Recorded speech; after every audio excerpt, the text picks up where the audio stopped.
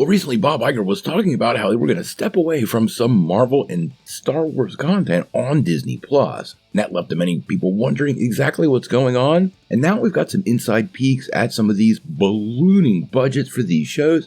And well, the reasons why seem pretty evident to me. Let's dive in. Well, as many of you know, Marvel's big push in the last couple of years has been onto Disney Plus. A whole plethora of Disney Plus MCU shows have dropped, many of them being pretty darn good, and they have expanded the MCU's watch time exponentially just over Phase 4. The Disney Plus platform has grown, defying expectations for a couple of years now, but recently we actually saw a dip in subscribers, and with other cost-cutting measures starting to be implemented, it's clear Iger intends on reducing spending on Marvel and Star Wars. And there is a really good reason for this. Now, a new report from Forbes revealed that Marvel's Secret Invasion, which has basically been a lot of talking and a couple of car chases, the whole budget for that series came in at $212 million. For context, Guardians of the Galaxy Volume 3 cost $250, while Quantumania actually cost $200. Now, there's no box office for this show. It's all based on those subscriber counts and gains on Disney Plus, and this cost is off the charts at over $30 million per episode.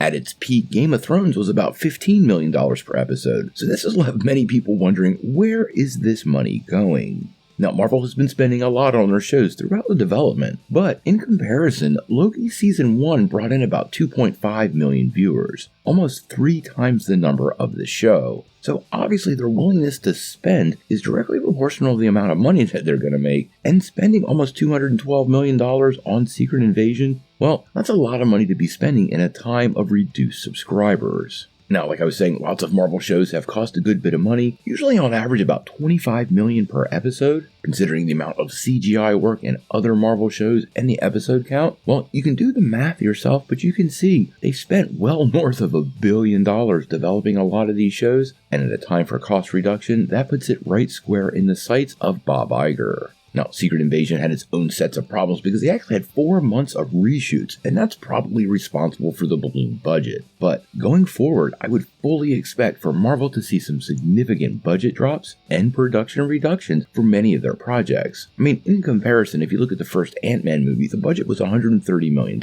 so when it brought home under $600, that was a full win. The most current Ant-Man was over $200, meaning the film had a much higher bar to get out of the red ink, and Marvel has done a pretty good job turning a profit on many of their projects until these recent years where these budgets have ballooned to significantly over $200 million. Once you cross that $200 million threshold and you layer on things like promotional costs, it forces the project to get north of $600, $700, or even $800 million before it gets into a profitable zone. With all of these reductions, I would start placing some bets. I suspect if a show hasn't been filmed or isn't necessary moving forward, you're going to see Marvel cancel the project out and out. Additionally, I don't expect a lot of stuff to make it over to Disney Plus from the MCU except movies. And when it does, it's likely to be in the form of projects that can tie directly to a movie production, like the Guardians of the Galaxy Holiday Special. That production was able to utilize costumes and sets that were already paid for by the previous production, reducing the cost greatly. And this is the kind of stuff that Marvel is going to need to do to reduce cost all around and bring these projects in at a lower price tag. Marvel's become very reliant on CGI over the last couple of years, even completely replacing all sets and nearly every aspect of the shot in CGI, and with the high pressure on current CGI artists, well, the costs go up, and I'm sure this is all being reflected in these absolutely ballooning budgets.